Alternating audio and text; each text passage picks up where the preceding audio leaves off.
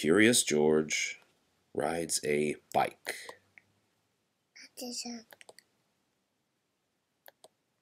This is George. George was a good-looking monkey. Always very curious. He lived with his friend, the man with the yellow hat. This morning, George was curious the moment he woke up because he knew it was a special day. At breakfast, George's friend said, "Today we are going to celebrate because just 3 years ago this day I brought you home with me from the jungle. So tonight I'll take you to the animal show. But first I have a surprise for you." He took George out to the yard where a big box was standing. George was very curious. Out of the box came a bicycle. George was delighted. That's what he had always wanted. He knew how to ride a bicycle, but he had never had one of his own. "I must go now," said the man, "but I'll be back in time for the show. Be careful with your new bike, and keep close to the house while I am gone."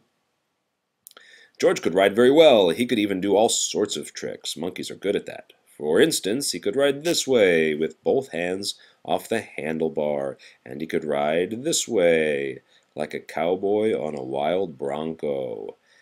And he could ride backwards, but after a while George got tired of doing tricks and went out into the street. The newsboy was just passing by with his bag full of papers. "That's a fine bike you have there," he said to George. "How would you like to help me deliver the papers?" He handed George the bag and told him to do one side of the street first and then turn back and do the other side. George was very proud as he rode off with his bag. He started to deliver the papers on one side of the street as he had been told. When he came to the last house, he saw a little river in the distance. George was curious. He wanted to know what the river was like, so instead of turning back to deliver the rest of the papers, he just went on. There was a lot to see at the river. A man was fishing from the bridge, a duck family was paddling downstream, and two boys were playing with their boats. George would have liked to stop and look at the boats, but he was afraid the boys might find out that he had not delivered all the papers, so he rode on. While riding along, George kept thinking of boats all the time. It would be such fun to have a boat. But how could he get one? He thought, and then he had an idea. He got off the bicycle, took a newspaper out of the bag, and began to fold it. First he folded down the corners like this. Then he folded both edges up, brought the ends together, and flattened it sidewise. Then he turned one corner up, and then the other one, again brought the ends together and flattened it sideways. Then gently he pulled the ends open, and there was his boat. Now the moment had come to launch the boat. Would it float? It did! So George decided to make some more boats. Finally, he had used up all the papers, and had made so many boats that he could not count them, a whole fleet. Watching his fleet sailing down the river, George felt like an admiral, but watching his fleet, he forgot to watch where he was going. Suddenly there was a terrific jolt. The bicycle had hit a rock, and George flew off the seat head first. Luckily, George was not hurt, but the front wheel of the bicycle was all out of shape, and the tire was blown out. George tried to ride the bicycle, but of course it wouldn't go, so he started carrying it. But it soon got too heavy. George did not know what to do. His new bike was spoiled, the newspapers were gone. He wished he had listened to his friend and kept close to the house. Now he just stood there and cried. Suddenly, his face brightened. Why, he had forgotten that he could ride on one wheel. He tried it, and it worked. He had hardly started out again when he saw something he had never seen before. Rolling toward him came an enormous tractor with huge trailers behind it. Looking out of the trailers were all sorts of animals. To George it looked like a zoo on wheels. The tractor stopped, and two men jumped out. "Well, well," said one of the men, "a little monkey who can ride a bike bronco fashion. We can use you in our animal show tonight. I am the director of the show, and this is Bob. He can straighten your wheel and fix that flat in no time, and then we'll take you along to the place where the show is going to be." So the three of them got into the cab and drove off. "Maybe you could play a fanfare while you ride your bike in the show," the director said. "I have a bugle for you right here, and later on you'll get a green coat and a cap just like Bob's."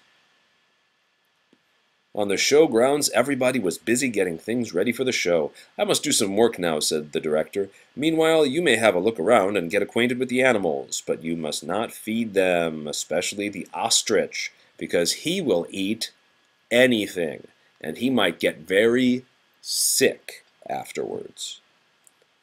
George was curious. Would the ostrich really eat anything? He wouldn't eat a bugle, or would he? George went a little closer to the cage, and before he knew it, the ostrich had snatched the bugle and tried to swallow it. But a bugle is hard to swallow, even for an ostrich. It got stuck in his throat. Funny sounds came out of the bugle as the ostrich was struggling with it, all blue in the face. George was frightened.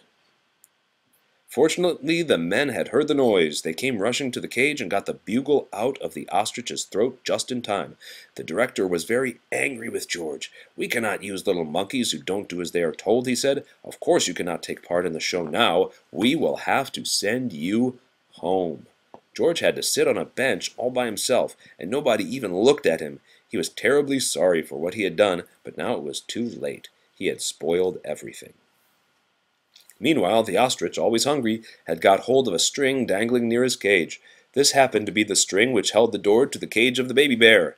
As the ostrich nibbled at it, the door opened and the baby bear got out. He ran away as fast as he could and made straight for a high tree near the camp.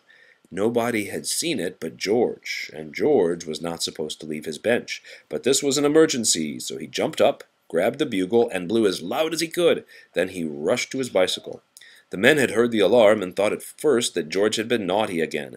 But when they saw the empty cage and the ostrich nibbling at the string, they knew what had happened. George raced toward the tree, far ahead of the men. By now the bear had climbed quite high, and this was dangerous, because little bears can climb up a tree easily, but coming down is much harder. They may fall and get hurt. The men were worried. They did not know how to get him down safely. But George had his plan. With the bag over his shoulder, he went up the tree as fast as only a monkey can, and when he reached the baby bear, he put him in his bag and carefully let him down so that the men could safely catch him.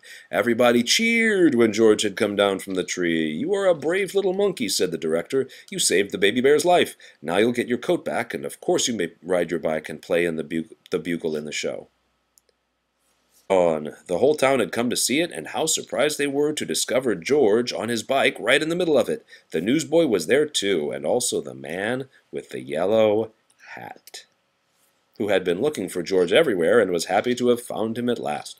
The newsboy was glad to have his bag again, and the people from the other side of the street, whose papers George had made into boats, were not angry with him any more.